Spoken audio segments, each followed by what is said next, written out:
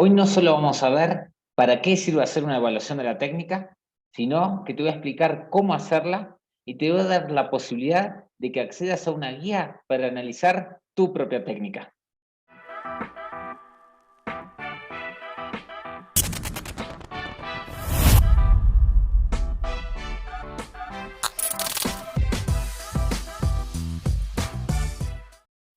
Hola amigos, bienvenidos al capítulo 10 del Camino al Maratón de Buenos Aires. Hoy vamos a ver cómo analizar la técnica de carrera. ¿Sí? En el capítulo anterior estuvimos viendo cómo analizar nuestra máquina, ¿sí?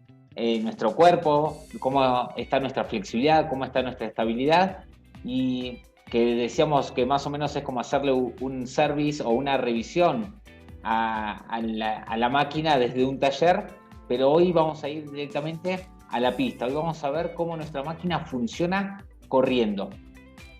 Para analizarlo, lo ideal es hacer un video, ¿sí? Porque ver a alguien correr, es muy difícil detectar algunos rasgos de la técnica mientras que uno corre, ¿sí? Se puede hacer, pero lo ideal es grabar un video en cámara lenta y después analizarlo foto por foto para ver realmente qué está sucediendo mientras corremos. Para eso yo elaboré esta guía para hacer un análisis de la técnica de carrera, que te la voy a compartir si me envías un mail a mi correo, que es julianalonsoran@gmail.com. Te lo dejo escrito acá. Pedime la guía y yo te mando un link para que te la puedas descargar. En esta guía te la voy a ir mostrando por acá y la vamos a ir utilizando rápidamente. Vos, si accedes, vas a poder leerla más tranquilo y encontrar un montón de información acerca de cómo influye la técnica de la carrera en el rendimiento y en las lesiones. También paso el aviso de que el 9 de julio arranca la 13ª edición del curso Domina tu técnica, ¿sí? Este curso tiene 3 pilares. Uno es el conocimiento a través de clases. Nos reunimos a través de Zoom. Les comparto todo el conocimiento que necesitan saber sobre la técnica de carrera. El segundo punto es hacer una evaluación, para lo cual utilizamos esta guía y lo llevamos de la teoría a la práctica. Y el tercero tiene que ver justamente con eso también, seguir llevando a la práctica el curso, no desde la evaluación, sino ya desde ejercicios y tips para que el corredor utilice, ya sea en el gimnasio, en su casa, como durante la carrera, ¿sí? Que es un punto muy, muy importante. Entonces, hoy lo que vamos a ver es, dentro de todo ese contenido, vamos a ver puntualmente cómo hacer un video de nuestra técnica y cómo analizarlo. Lo primero que tenemos que hacer es marcar 2 puntos, ¿sí? Como lo muestra acá esta imagen, que van a ser nuestros puntos de referencia y van a estar sobre el camino que vamos a utilizar para correr. La cámara, ¿sí? Que se puede utilizar simplemente el celular colocado de manera horizontal, tiene que captar estos 2 puntos, ¿sí? En estos 2 puntos pueden estar marcados por 2 remeras, 2 conitos como utilicé yo, o 2 piedras o 2 ramitas, pero es importante marcarlos. La distancia entre uno y otro debería ser alrededor de 4 metros, ¿sí? Tiene que ser la distancia que nos permita dar 2 pasos, ¿sí? O sea, yo entro al sector de filmación, que está marcado delimitado por estos 2 puntos, con un pie, ¿sí? Por ejemplo, el pie derecho, luego apoyo el pie izquierdo y vuelvo a apoyar el pie derecho antes de pasar por el segundo punto, ¿sí? Entonces, ahí vamos a tener toda la información de la vista lateral que necesitamos para hacer el análisis de la técnica de carrera. Y después vamos a tomar otro video de la vista posterior, ¿sí? Para lo cual debemos pasar muy cerca de la cámara y ubicarnos en la dirección de la cámara para también tomar, en este caso, un punto muy preciso de la técnica, que es el apoyo medio, ¿sí? Una vez que tengamos ese video, después lo podemos analizar con algunas aplicaciones que uno puede descargar desde el celular, pero la recomendación que yo les doy es utilizar este programa Kinovea, que es gratuito, que se puede descargar en la computadora, que nos va a permitir ver foto por foto, ¿sí? Entonces, para que ustedes tengan una idea de lo que es la técnica de carrera, la zancada comienza con el contacto inicial, ¿sí? Esta es una foto muy importante para analizar. Luego, la segunda, la fase de contacto, ¿sí? La fase de apoyo, comienza con ese contacto inicial y termina con el despegue, ¿sí? Esta sería otra foto muy, muy importante dentro de lo que es el ciclo de la zancada. Luego tenemos una fase de oscilación, ¿sí? Hasta que se vuelve a dar el nuevo contacto inicial del mismo pie. Dentro de estas imágenes, lo que les decía, las fotos más importantes son el contacto inicial, para ver de qué manera estamos absorbiendo ese impacto, ¿sí? No es lo mismo caer de talón, no es lo mismo caer de medio pie o punta, ni tampoco vamos a ver que también es muy importante no solo la posición del pie, sino también la posición de la tibia, la rodilla y la cercanía del pie al centro de masa, ¿sí? Eso es lo que nos va a decir si estamos cargando más la parte articular, que serían todo lo que es el tobillo y principalmente las rodillas, como la parte ósea, que sería el talón y la tibia, ¿sí? Entonces muchas lesiones tienen que ver con una sobrecarga de estos tejidos por caer de esta manera. La otra opción, la otra manera que podemos caer o realizar el contacto inicial es ya con el pie un poco más cerca del centro de masa y con apoyo de medio pie o punta. Cuando caemos con la punta, lo que vamos a estar cargando, ¿sí? Digamos, la carga es la misma en el cuerpo, pero se puede distribuir de manera distinta.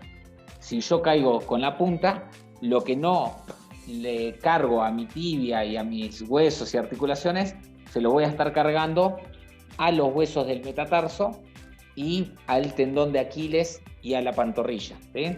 Entonces, de acuerdo a las lesiones que tengamos previas o a las molestias que estemos teniendo, o lo que ya sabemos que generalmente se nos carga cuando entrenamos mucho o hacemos muchos fondos, bueno, este análisis para saber cómo corremos nos puede dar esa información que después uno puede, a través, como les decía, de ejercicios y de practicar la técnica y prestar la atención a la técnica mientras uno corre, poder modificar este contacto inicial para distribuir mejor estas cargas.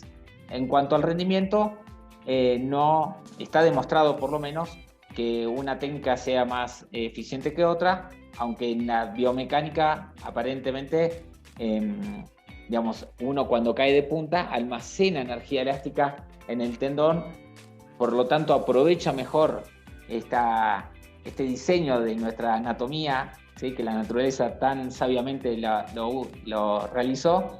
Entonces, al almacenar energía elástica, uno rebota como si fuera un canguro, ¿sí? O un caballo.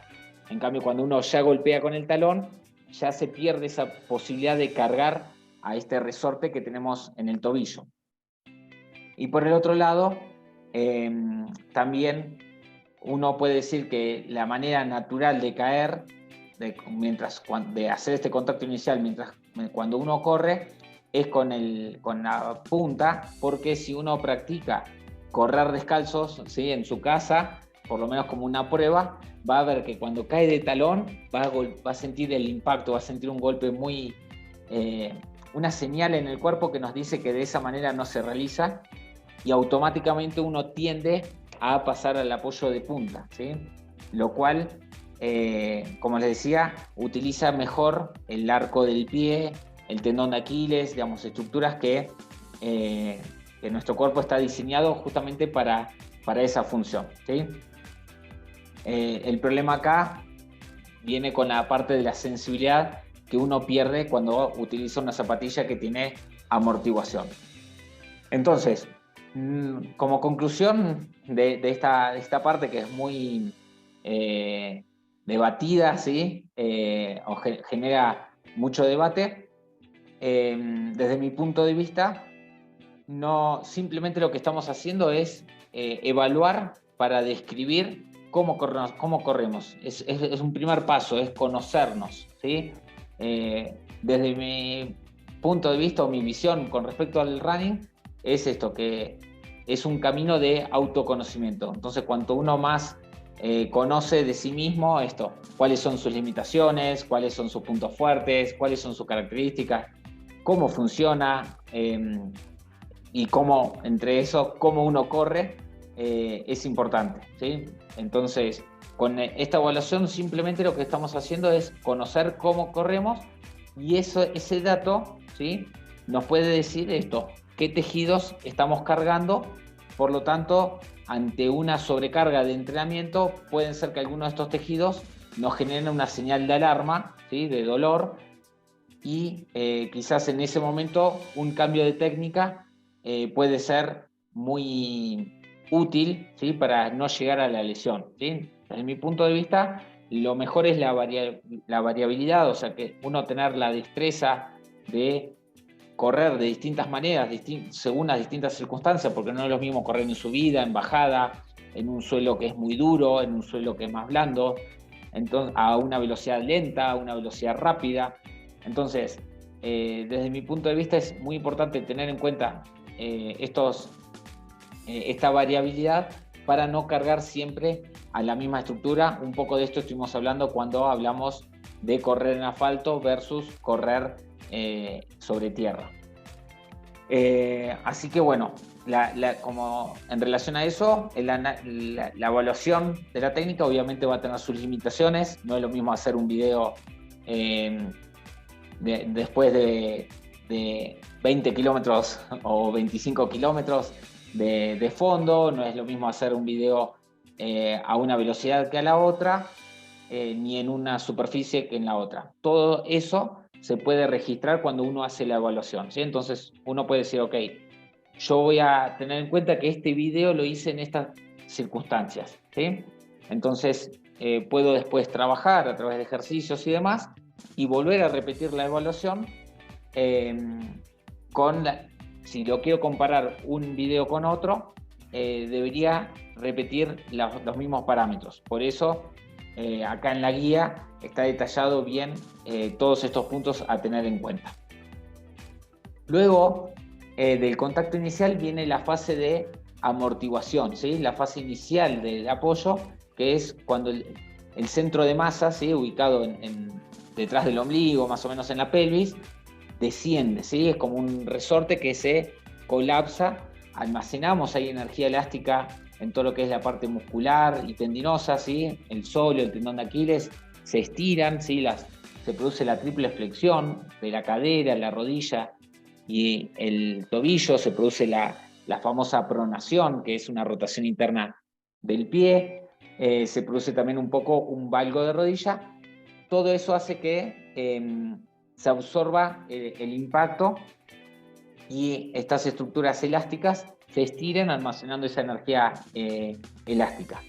Cuando el centro de masa pasa por la base de apoyo, que es el pie, estamos en ese punto entre la amortiguación y la propulsión, ¿sí? A partir de ahí uno se deja caer, ¿sí? Se inclina hacia adelante, que es una de las maneras que tenemos de propulsarnos, y se produce la triple extensión, que es otra de las maneras que tenemos de impulsarnos, que es un empuje hacia atrás de cadera, rodilla y tobillo, utilizándose esa energía elástica almacenada en esas, lo que se llama contracciones excéntricas, ¿sí? Entonces, esto es parecido como cuando uno lanza una piedra.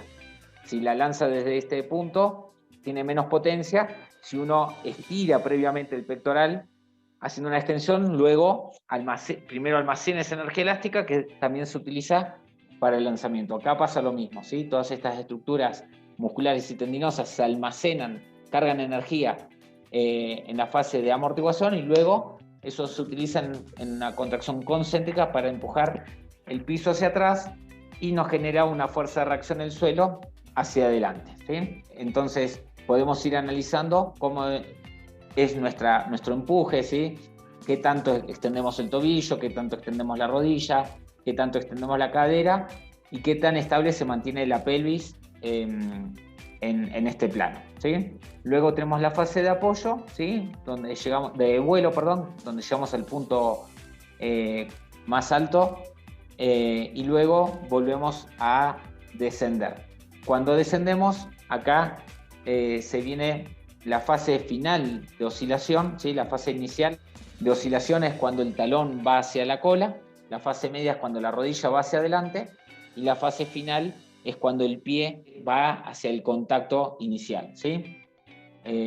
Así que bueno, si uno puede tomar este video en cámara lenta utilizando estos parámetros, luego en Kinovea puede acceder a todas estas fotitos que, ya les digo, nos permite hacer un análisis un poquito más detallado que como cuando uno ve a alguien corriendo que va muy pero muy rápido, ¿sí? Y en base a eso nos va a dar información de esto, de cómo corremos. Si uno puede también analizar obviamente la postura, ¿sí? La posición de la cabeza, la mirada, el braceo, y bueno, es una manera, uno a veces tiene una imagen de sí mismo de cómo corre que es distinta a la que realmente hacemos y uno lo puede ver de repente en una foto que nos sacan en una carrera y dice, oye, yo pensé que corría de otra manera. Entonces, acá el video no, en ese sentido no miente, ¿sí? Entonces, nos permite conocernos, integrar a esta imagen que nosotros tenemos de nosotros mismos mientras corremos, nos permite tener una imagen externa de nosotros, que esa información es útil para que después podamos ajustar nuestra técnica a la hora de correr. Entonces acá en la guía se las voy a ir mostrando, se va analizando punto por punto, ¿sí? Pero es un poco lo que les estuve comentando y hay un poco también de información teórica para que entiendan un poquitito más, ¿sí? Entonces ahí está el tema del ángulo de inclinación del pie, ¿sí? Esto se llama overstriding, que es cuando se da de manera conjunta el contacto de talón con la dorsiflexión, con mucha inclinación del ángulo del pie, la tibia inclinada, la rodilla extendida y el pie muy lejos de la cadera.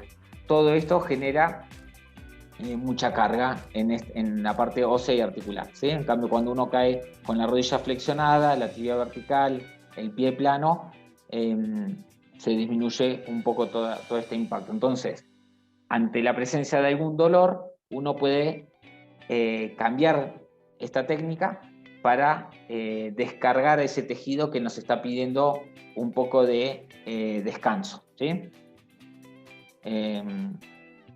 Acá tenemos la fase del análisis de la postura mientras corremos, el ángulo de flexión de la rodilla, cuánto amortiguamos, esto de que algunos se dice que corremos o corren sentados, ¿sí? Porque hay mucha flexión y eso genera pérdida de energía, ¿sí? Eso se llama oscilación vertical, ¿sí? Ver cuánto, si uno se flexiona mucho cuando hace la fase de amortiguación y luego salta muy para arriba y uno ve que uno va saltando en vez de trasladarse para adelante, que es lo que uno busca cuando corre, uno gasta energía. Entonces, si uno quiere almacenar, nosotros que corremos maratones, necesitamos una técnica muy económica, o sea, gastar el menos combustible posible para que nos dure más tiempo. Que entre paréntesis, el próximo capítulo vamos a tener de invitada a Karen, ¿sí? Una nutricionista amiga y que es experta en maratón, tiene un libro sobre nutrición para el maratón, y nos va a estar hablando de la antropometría, otra manera más de evaluar nuestro cuerpo, ¿sí?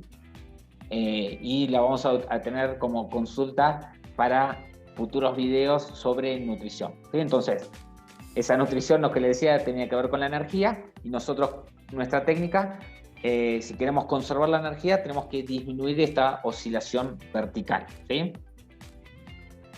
El ángulo de caída, ¿sí? Lo que les decía de la fase de empuje, la oscilación inicial, que es como cuánto uno lleva el talón a la cola, que esto, bueno, obviamente va a depender de la velocidad a la que uno corre, pero también va a depender de la flexibilidad que uno tenga en el cuádriceps, el ángulo de flexión de cadera, que tiene que ver con la oscilación media.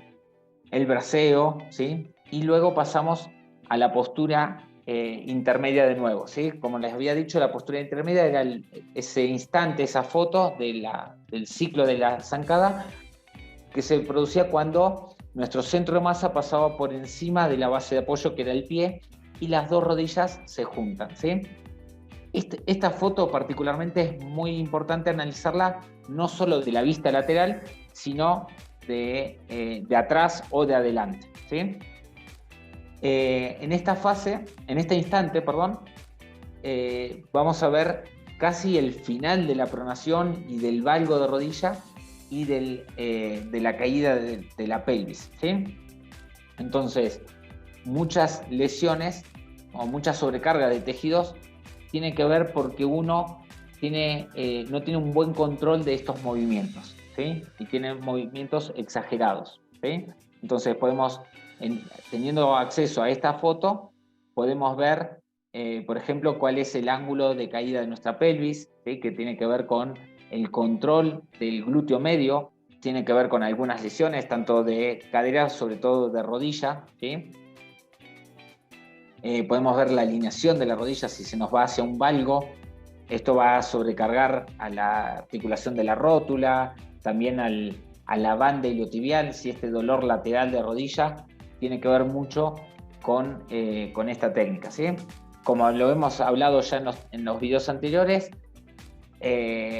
no significa que tener algunos de estos valores o algunos de estos características de la técnica nos vaya a generar la lesión, ¿sí? Uno puede adaptarse.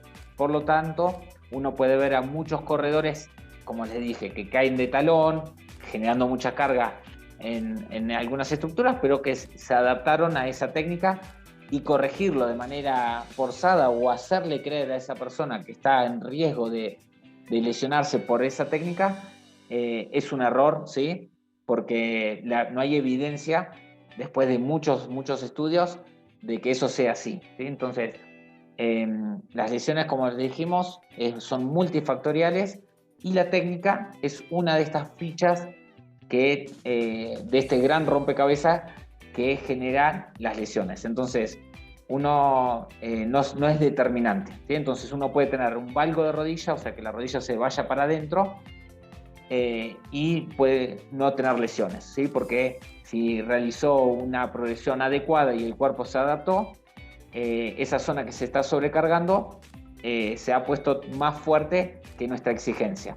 El problema es esto, es que cuando a estas estructuras hacemos algún error de entrenamiento y hacemos un fondo demasiado largo o pasadas demasiado intensas, o variamos el entrenamiento demasiado entre la descarga o el descanso, la recuperación y la carga, nuestro cuerpo se debilita y luego lo exigimos demasiado.